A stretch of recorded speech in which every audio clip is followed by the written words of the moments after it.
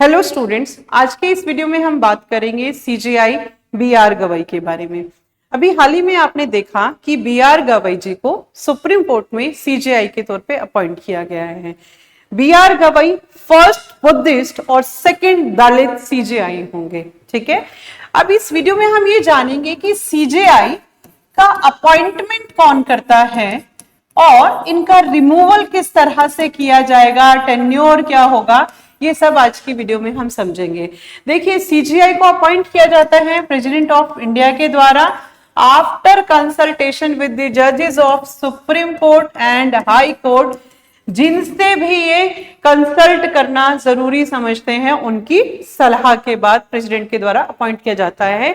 ये constitutional provision है under article 124(2). But इनको कन्वेंशन के तौर पे कैसे अपॉइंट किया जाता है कि जो भी आउटगोइंग सीजेआई होगा वो अपकमिंग सीजेआई के नाम को रिकमेंड करके जाएगा पहले से ही लॉ मिनिस्ट्री को। लॉ मिनिस्ट्री ये रिकमेंडेशन भेजती है प्राइम मिनिस्टर ऑफ इंडिया को, प्राइम मिनिस्टर रिकमेंडेशन भेजते हैं प्रेसिडेंट साहब को, और देन आपके क्या होंगे, सीजेआई अपॉइंट हो जाते हैं। अब यहीं पर हम बात करेंगे कि सीजेआई का टेन्योर क्या होगा।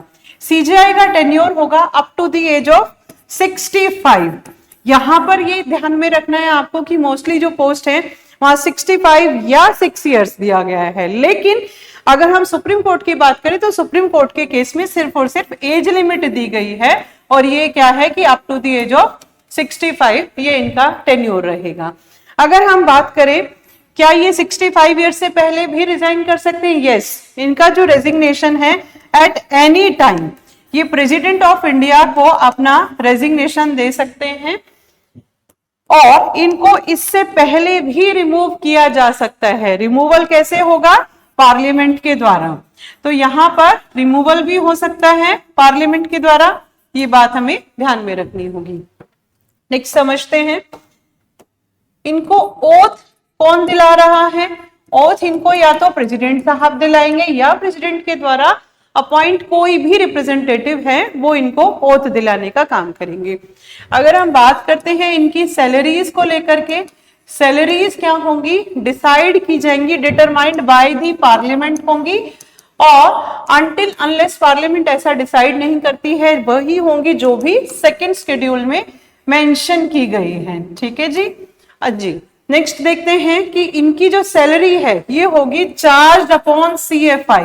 अब जब हम कहते हैं चार्ज अपॉन CFI तो इसका क्या मतलब है? सीधा सीधा सा मतलब है कि ये कंसोलिडेटेड फंड ऑफ इंडिया पे चार्ज होगी और इसके ऊपर कोई भी किसी तरह की वोटिंग नहीं की जा सकती है।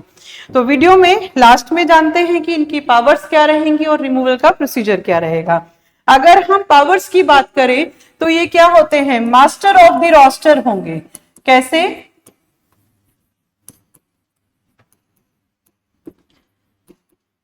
कौन सी बेंच कॉन्स्टिट्यूट की जाएगी, कौन किस बेंच में सुनवाई करेगा, ये सब कुछ सीजेआई ही डिसाइड करते हैं। साथ ही सीजेआई का काम क्या होता है कि ये अगर सेंटर और स्टेट के बीच में किसी तरह का कोई फाइनेंशियल डिस्प्यूट है उसको रिजॉल्व करने के लिए आर्बिट्रेटर अपॉइंट कर सकते हैं।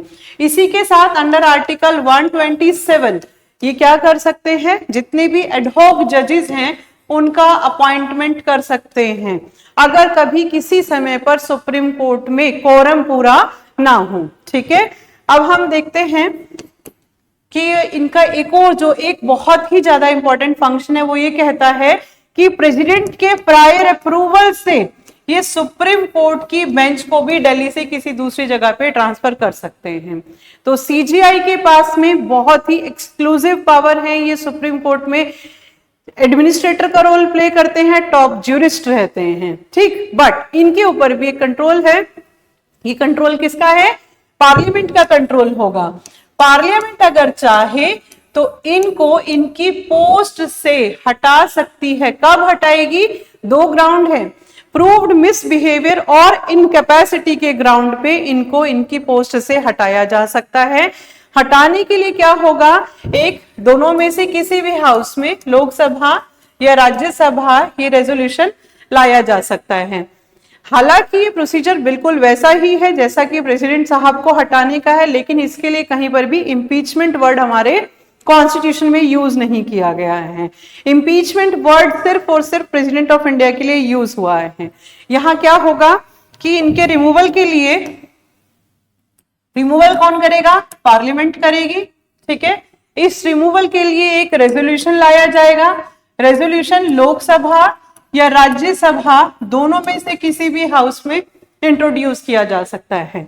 1/4 मेंबर क्या होंगे? इस रेजोल्यूशन को लाएंगे और देन ये 2/3 मेजोरिटी से रेजोल्यूशन पास होना चाहिए सेम सेशन में। दोनों हाउसेस की स्पेशल मेजोरिटी रिक्वायर्ड होगी। स्पेशल मेजोरिटी 2/3 की। सीधा सीधा मतलब क्या है कि टोटल स्ट्रेंथ का हमें क्या चाहिए? 50% + 1 और साथ ही हमें क्या चाहिए होगा कि प्रेजेंट एंड वोटिंग का 2/3 मेजोरिटी अगर आ जाती है तो इनको क्या होगा? रिमूव किया जा सकता है इनकी पोस्ट से। हालांकि इसमें एक चीजें और भी हैं जिनको हम आने वाली कुछ क्लासेस में समझेंगे कि एक हाउस एलिगेशन लगाता है, दूसरा हाउस एक कमेटी कॉन्स्टिट्यूट करता है। अगर कमेटी की रिपोर्ट सही आ जाती है तो तब इनका रेजोल्यूशन, इनका रिमूवल हो सकता है। ठीक है, आज के लिए इतना ही। Thank you so much.